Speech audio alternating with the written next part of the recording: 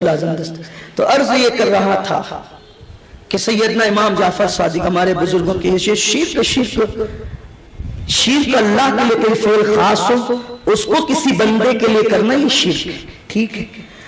اگر کنڈے کی نیاز اللہ کے نام پہ ہوتی ہو، معاذ اللہ، استغفر اللہ، وہ کسی اور کا معاذ اللہ باطل معبود ہوگا جو مر گیا اور جس کے نام پہ فاتحہ ہوتی ہو، ہمارے اللہ کے نام پہ فاتحہ نہیں ہوتی۔ ہمارا اللہ تو حی و قیوم ہے، وہ خود زندہ ہے، سب کو زندگی دیتا ہے۔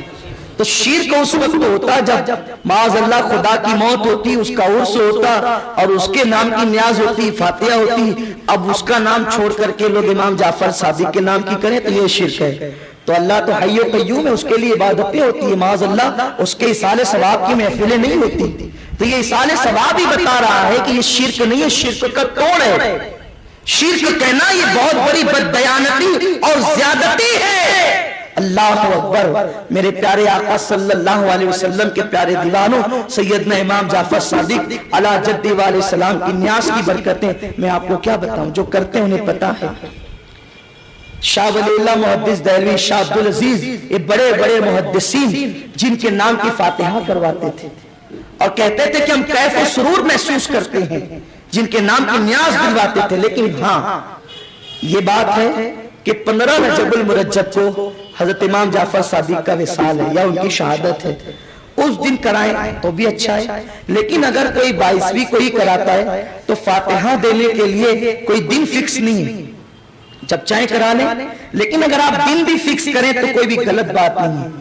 لوگ کہتے ہیں دن آپ نے فکس کیا، خاص کیا کہ 22ویں کو پکائیں گے۔ ہم کہتے ہیں اگر ہم نے خاص کیا کہ 22ویں کو پکائیں گے، ہم مجرم ہیں نا، آپ نے بھی تو خاص کیا، اسی جرم میں تو آپ بھی ہیں۔ ہم نے پکانے کے لیے خاص کر لیا، تم نے نہ پکانے کے لیے خاص کیا۔ مہمان آتے تو تم بھی پوریاں پکاتے ہو لیکن 22ویں کے دن نہیں پکاتے، اس کا مطلب ہم نے پکانے کے لیے خاص کیا ہے، تم نے نہ پکانے کے لیے خاص کیا ہے۔ تو خاص تو دونوں نے کیا ہے، اب آپ کس منہ سے کہتے ہیں کہ خاص نہیں کرنا چاہیے؟ خاص تو آپ بھی کر چکے ہو، بولتے ہو لیکن سمجھتے نہیں، بول رہے ہو لیکن سمجھتے نہیں۔ اب دن خاص کرنا کہاں سے ثابت ہے؟ یہ اللہ فرماتا ہے وَذَكِّرْهُمْ بِأَيَّامِ اللَّهِ، اے محبوب اللہ کے بندوں کو اللہ کے دن یاد دلاؤ۔ ہر دن تو اللہ کا ہے، پیر بھی اللہ کا، منگل بھی اللہ کا، جمعہ بھی اللہ کا، پھر اللہ کہتا ہے اللہ کے دن اللہ کے بندوں کو یاد دلاؤ۔ تو مفسرین فرماتے ہیں جس دن اللہ والا پیدا ہو یا اس کے ساتھ کوئی خاص واقعہ ہو یا اس کا وصال ہو، وہ دن کو خاص اللہ نے اپنا دن کہا ہے اور اس دن خاص رحمتوں کا نزول ہوتا ہے۔ اور دن خاص کرنے کا جہاں تک کے معاملہ ہے، اگر آپ مدرسے کا جلسہ کرتے ہو تو بھی دن خاص ہوتا ہے۔ آپ پہلے اعلان کرتے ہو نا فلاں دن فلاں مدرسے کی ختم بخاری شریف ہے، یہی ہے نا؟ اچھا ایک بات میں پوچھتا ہوں، آپ مجھے بتائیں، برا نہیں مانیں تاکہ آپ کے ذہن و دماغ میں بات آ جائے۔ ہم جو ہے 22ویں کی نیاز کریں تو یہ بدعت، اس پہ کتنے قلم چلتے ہیں؟ رسول اللہ نے کیا، رسول اللہ نے حکم دیا، اس نے کیا، اس نے کیا، کتنی باتیں منطق لاتے ہو۔ ہم آپ سے ایک سوال کرتے ہیں، یہ ختم بخاری کیا کبھی رسول اللہ نے کیا؟ حضور کے کسی صحابی نے کیا؟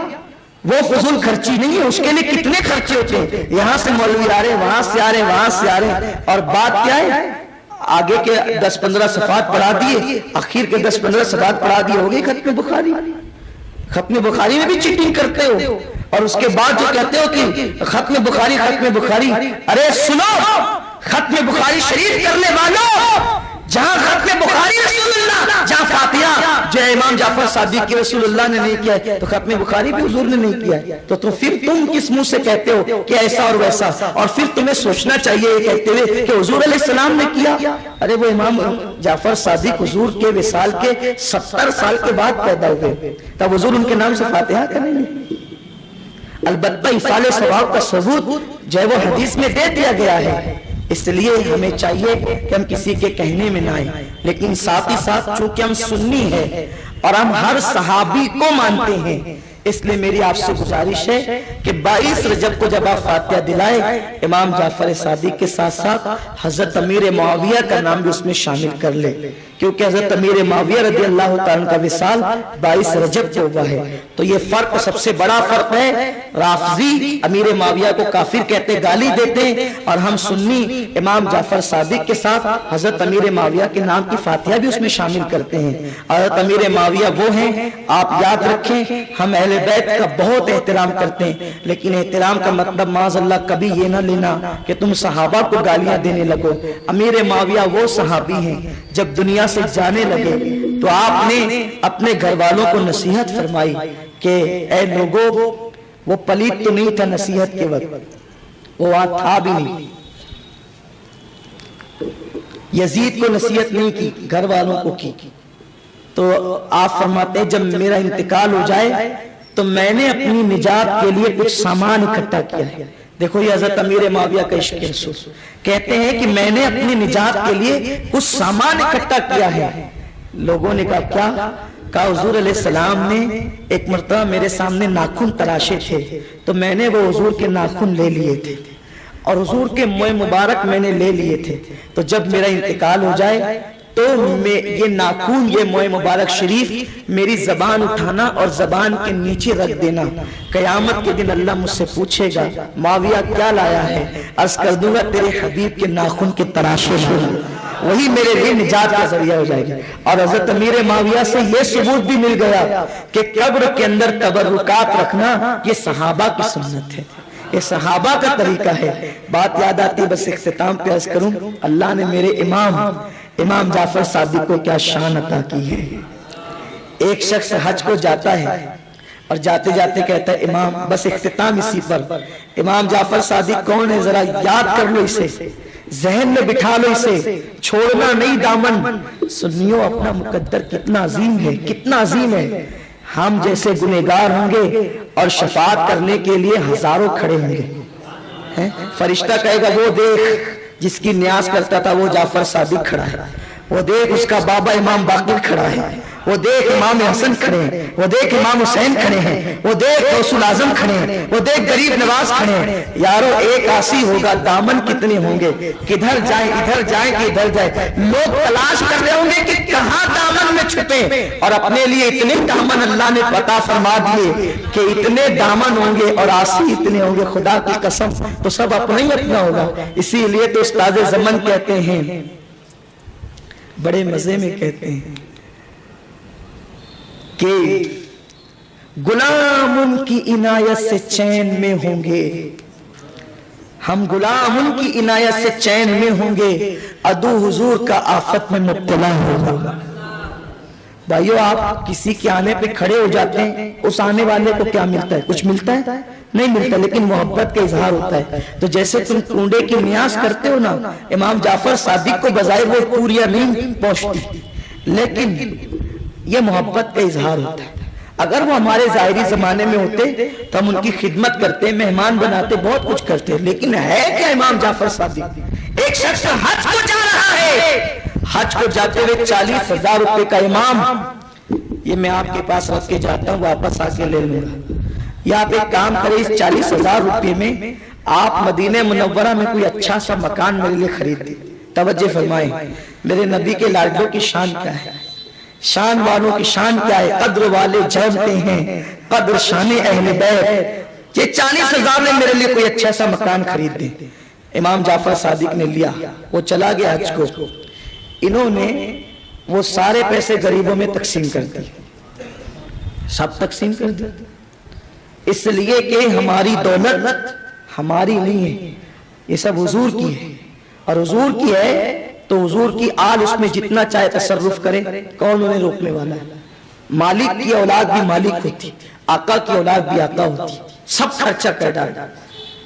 وہ آیا، حضور خرید دیا مکان. کہاں؟ بالکل خریدا، لیکن مدینے میں نہیں، جنت میں خریدا ہے. اور کہاں خریدا ہے تجھے معلوم ہے؟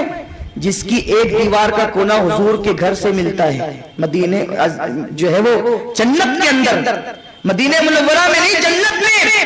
تیرا مکان میں نے وہاں خریدا جس کا ایک کونا حضور کے مکان سے، جس مکان میں محل میں حضور رہیں گے جنت میں، تیرے مکان کا ایک کونا ان کے مکان سے ملتا ہے، دوسرا کونا مولا علی کے مکان سے ملتا ہے، تیسرا کونا امام حسن کے مکان سے ملتا ہے، اور چوتھا کونا امام حسین کے محل سے ملتا ہے۔ اس نے کہا امام آپ نے کہہ دیا، میں نے مان لیا، ساری چیز تو ماننے کی ہے۔ وہ کہتا آپ نے کھا لیا اور آپ کہہ رہے ہیں معاذ اللہ کہ جنت میں خرید دیا، میرے پیسے لاؤ، کچھ نہیں ہوتا ہے، اس لیے کہ ملتا انہی کو ہے جو مان لیتے ہیں۔ نہ ماننے والا تو پھر نوح علیہ السلام کا بیٹا بھی ہو تو وہ جہنم کا ایندھن بنتا ہے۔ ماننے والے بنو، ماننے والے بنو۔ کہ امام آپ نے کہا میں نے مان لیا۔ امام کا دریائے کرم جوش میں آیا، قلم اٹھایا، کاغذ پہ لکھ دیا، میں نے فلاں بن فلاں کو جنت میں محل بیچ دیا ہے، جس کے گھر کا ایک کونا حضور کے محل سے، دوسرا کونا مولا علی کے محل سے، تیسرا کونا امام حسن کے محل سے، چوتھا کونا امام حسین کے محل سے ملتا ہے۔ وہ کاغذ لکھ کر کے دے دیا، وہ سینے سے لگا کے لے گیا، اور اس کے بعد اپنی بیٹوں سے کہا دیکھا میرے امام نے 40,000 میں صرف جنت میں وہ محل خریدا ہے کہ جس کے کونے حضور مولا علی امام حسن امام حسین کے کونے سے ملتے ہیں۔ بیٹوں نے لے تو لیا، لیکن بیٹے بیٹے ہوتے ہیں، کچھ کہا نہیں، لیکن ایک رنگ آتا تھا اور دوسرا رنگ جاتا تھا۔ 40,000 اس زمانے میں 40,000 چلے گئے۔ اس نے کہا جب میرا انتقال ہو تو میرے کفن میں رکھ دینا، یہ میرا محل خرید دیا میرے امام نے، رکھ دیا لوگوں نے، جب انتقال ہوا تو رکھ دیا۔ تو چونکہ انہیں شک تھا، شک کسے تھا؟ باپ کو نہیں تھا، جو یقین والا تھا وہ تو کامیاب ہو گیا، لیکن جو اہل شک ہے ان کو یہ جلوہ دکھایا گیا کہ کفن میں بیٹوں نے باپ کی وہ چٹھی رکھ دی، لیکن جب دوسری صبح کو باپ کی قبر پر پہنچے تو وہی رکا قبر کے اوپر رکھا تھا۔ ایک طرف امام جعفر صادق کے قلم سے لکھا تھا میں نے 40,000 میں اس کو جنت کا محل دے دیا، اس کی پشت پر خدائی تحریر تھی، ہم نے جعفر صادق کے سودے کو قبول کر لیا اور اس کو عطا کر دیا۔ ارے جو جنت میں محل دلواتا ہے وہ امام جعفر صادق ہے۔ کتنا سستا سودا ہے، کتنا سستا سودا کہ محبت کرو جنت خرید لو، محبت کرو آخرت کا آرام خرید لو، محبت کرو دنیا کی راحت خرید لو۔ ارے جو آقاؤں کی اتنی چلتی ہے کہ خدا سے جنت خرید کر دنیا میں اسٹیمپ دیتے ہیں، وہ کاغذ کیا ہے؟ خدا سے خرید کے دیتے ہیں، کسی میں اتنی ہمت؟ تو جن کی اتنی اللہ کے یہاں چلتی ہے ان کا دامن نہ پکڑے تو پھر کس کا دامن پکڑیں؟ لیکن یہ ضروری نہیں کہ اب آپ اس کے لیے قرضہ لیں اور پوریاں ہی پکائیں۔ آپ ایک گلاس پانی پر بھی فاتحہ دلا سکتے ہیں، آپ ایک مٹھی شکر پر بھی فاتحہ دلا سکتے ہیں، اور آپ جتنا ادب کر سکتے ہیں کریں۔ کچھ لوگوں کو اس پہ بھی اعتراض ہے، یہ جو ہاتھ مخصوص مقام پہ دھلتے ہیں یہ نہیں ہونا چاہیے، میں اس سے متفق نہیں، میں کہتا ہوں بالکل ہونا چاہیے، میں کہتا ہوں بالکل ہونا چاہیے، اور یہ صرف امام جعفر صادق کی نیاز پر ہی نہیں، یہ غوث پاک کی نیاز پہ بھی ہونا چاہیے، یہ غریب نواز کی نیاز پہ بھی ہونا چاہیے، یہ ہر ولی کی نیاز پہ ہونا چاہیے، اور خاص طور پہ اہل بیت میں جو اولیاء ہیں ان کی نیاز پر خاص طور پہ ہونا چاہیے۔ گٹروں میں ہاتھ نہیں دھلے جائیں، اس لیے کہ یہ نیاز ہم نے وہاں دیکھی۔ بس وہ آخری بات کرنے چلا تھا، لیکن بات عرض کر دوں کیونکہ آج اس پر بھی کچھ سنی گفتگو کرتے ہیں، ارے کیا ضرورت ہے اتنا اہتمام کرنے کی؟ نادانی اہتمام بھی ادب کی علامت ہے، یہ اہتمام بھی ادب کی علامت ہے۔ کیا تمہیں نہیں پتا؟ ایک بزرگ سے پوچھا گیا لوگ مدینہ شریف جاتے ہیں تو جوتے اتار دیتے، سواری پر نہیں بیٹھتے، پیدل چلتے ہیں، تو انہوں نے پوچھا وہ کس نیت سے کرتے ہیں؟ کہا ادب کی وجہ سے۔ کہا ادب کا تو حکم ہی دیا گیا ہے، اللہ نے ادب کا حکم دیا، بس ادب کرو، اب کس طرح کرو یہ تمہارے ایمان کو چھوڑ دیا، تم جتنے ایمان والے ہوں گے اس شان سے ادب کرو گے۔ تو اہتمام تو بالکل ہونا چاہیے، بالکل کریں اہتمام، تاکہ تمہارے بچوں کے دل میں اس ادب کے جو ہے وہ جوہر موجود ہوں۔ بس جاتے جاتے آخری بات کر رہا تھا، ایک آخری بات اور سن لیں۔ ایک مرتبہ سرکار غوث پاک کی نام کی فاتحہ ہوئی سیدی اعلیٰ حضرت کی خانقاہ، امام احمد رضا اس عالم دین اس اللہ کے ولی کا نام ہے، جس کو ہم نے پوری زندگی میں کوئی کام بغیر دلیل کے کرتے نہیں دیکھا. فاتحہ بھی کس کی؟ سرکار غوث الاعظم دستگیر کی. اعلیٰ حضرت کے یہاں بڑے عجیب معاملات تھے. جب فاتحہ ہوتی کوئی چیز تقسیم ہوتی اور اس کے اندر سادات ہوتے تو سادات کو ڈبل دیا جاتا اور غیر سادات کو ایک دیا جاتا. شیرنی میں بھی یہ اہتمام رکھا جاتا. سادات ہو تو ڈبل، عوام ہو تو ایک اور حصہ. اور شیرنی تقسیم کے لیے اکثر سادات کا انتخاب کیا جاتا. آپ تھے. فاتحہ ہوئی اس وقت ایک سید زادہ جسے دنیا حضور محدث اعظمین کے نام سے جانتی، ان کے ہاتھ میں دے دی گئے آپ تقسیم کریں. وہ تقسیم کر رہے تھے. قاسم نعمت کا بیٹا تقسیم کر رہا ہے. تقسیم کرنے کا ان کسی اور کسے. قاسم نعمت کا بیٹا تقسیم کر رہا ہے. لیکن تقسیم کرتے کرتے لینے والے سے کوئی بے احتیاطی ہوئی اور ایک ذرہ برابر کوئی چیز جو نیاز شریف جس پہ غوث پاک کی فاتحہ بھی تھی وہ زمین پہ گر گئی. اعلیٰ حضرت سرکار چارپائی پر یا کسی پلنگ پر بیٹھے ہوئے تھے. اٹھ کر کھڑے ہوئے. کون کھڑے ہوا ہے؟ وقت کا مجدد جو اتنا سخت ہے شریعت کے معاملے میں کہ اپنے بیگانے کسی کی رعایت نہیں کرتا، بغیر دلیل کے کوئی کام نہیں کرتا، کسی کی تائید نہیں کرتا. اٹھ کر کھڑے ہوئے. بے وقت بے موقع اٹھ کے کھڑے ہونا لوگوں کے لیے تعجب خیز تھا. اٹھ کر کھڑے ہو گئے. پوری محفل کھڑی ہو گئی. ابھی پوری شیرنی تقسیم نہیں ہوئی اور اصول یہ تھا کہ شیرنی تقسیم ہونے کے بعد اٹھ کر کھڑے ہوتے تھے. آج شیرنی تقسیم ابھی مکمل ختم نہیں ہوئی. اٹھ کر کھڑے ہو گئے. وہ کھڑے ہوئے تو سب کھڑے ہو گئے. آپ اپنی جگہ سے چلے. ایک مقام پر گھٹنوں کے بل بیٹھ گئے. جانتے ہیں؟ سمجھ گئے آپ میرا اشارہ؟ گھٹنے زمین پہ ٹیک دیے بیٹھ گئے. دونوں ہاتھ رکھے. دونوں ہاتھ زمین پہ یوں رکھے. لوگ حیران ہیں، کچھ دکھتا نہیں یہ کیا ہو رہا ہے. لیکن اعلیٰ حضرت تو اعلیٰ حضرت تھے. اعلیٰ حضرت کو جو ان کے زمانے سے کے لوگوں سے جس چیز نے ممتاز کیا ہے ان کی یہی ادائیں ہیں. ورنہ نماز پڑھنے والے تو بہت تھے، کتابیں لکھنے والے بھی کم نہیں تھے، نعتیں لکھنے والے بھی کم نہیں تھے. لیکن وہ جو لکھتے تھے زندگی اس کی گواہی دیتی تھی. گھٹنے زمین پہ ٹیکے ہیں، ہاتھ زمین پہ ٹیکے ہیں اور یوں سر جھکایا ہے وقت کے اس مجدد نے.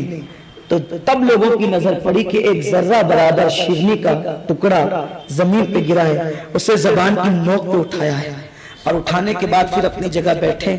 لوگوں نے کہا یہ کام تو کسی کو سے بھی کروایا جا سکتا تھا یا ہاتھ سے بھی اٹھایا جا سکتا تھا. میرے امام نے کہا یہ سب کچھ ہو سکتا تھا لیکن نیاز جو میرے پیر غوث الاعظم کی تھی اس لیے عقیدت کو گوارا نہیں تھا کہ یہ کسی اور کو کیا جائے، اس لیے ہم نے کر کے دکھایا ہے. اب آپ بتائیں جب غوث پاک کے نیاز کی ہمارا مجدد اتنی تعظیم کرتا ہے تو امام جعفر صادق کے نیاز کی تعظیم ہونی چاہیے یا نہیں ہونی چاہیے؟ تو اس کا ادب اور احترام. اب یہی نہیں کہ صرف پوریاں ہو تو ہو، جلیبی ہو تو بھی، لڈو ہو تو جو بھی ہو، پانی ہو تو بھی ہو. اس لیے کہ ہماری جماعت کے ایک عالم دین اللہ تعالیٰ انہیں شفا دے مولانا منصور علی خان صاحب مدظ اللہ علیہ فرماتے ہیں کہ لوگ جو ہے نا بغیر فاتحہ کے اگر حلوہ کھائیں اسے حلوہ کہتے ہیں اور غوث پاک کے نام کی فاتحہ کا حلوہ کھائے تو اسے توشہ کہتے ہیں. بس فاتحہ ہو گئی بدل گئی. تو ایٹم نہ دیکھا کرو، نام دیکھا کرو. ارے جن کے ناموں کی برکتوں سے جو ہے زندگیوں میں انقلاب پیدا ہوتا ہے تو 22 تاریخ آ رہی ہے، آپ اس میں فاتحہ کا اہتمام کریں. میں جب یہ کہتا ہوں نا کہ فاتحہ دلاؤ تو لوگ کہتے ہیں بھئی آخر اس فاتحہ میں راز کیا ہے کہ اتنا زور دے رہے ہیں آپ کہ فاتحہ دلاؤ فاتحہ دلاؤ. کیا یہ فرض ہے؟ کیا یہ واجب ہے؟ نہیں، فرض و واجب نہیں ہے. میں اپنی قوم کو راحت میں دیکھنا چاہتا ہوں، سکون میں دیکھنا چاہتا ہوں. اور قوم کو سکون اس وقت ملتا ہے جب بلائیں بھاگتی ہے. اور بلائیں کب بھاگتی ہے؟ جب نبی کی آل کے نام پڑے جاتے ہیں تب بلائیں بھاگتی ہے. تو ہم بلاؤں کو بھگانا چاہتے ہیں. ایک بزرگ فرماتے ہیں کہ کسی کے گھر میں مصیبتیں آتی ہو، تکلیف آتی ہو، بس وہ اپنے دروازے پہ لکھ دے لے خمسۃ نطفی بیا حر الوباء الحاتمہ المصطفیٰ والمرتضیٰ وابنہما والفاطمہ. اس کے گھر میں کبھی بلا نہیں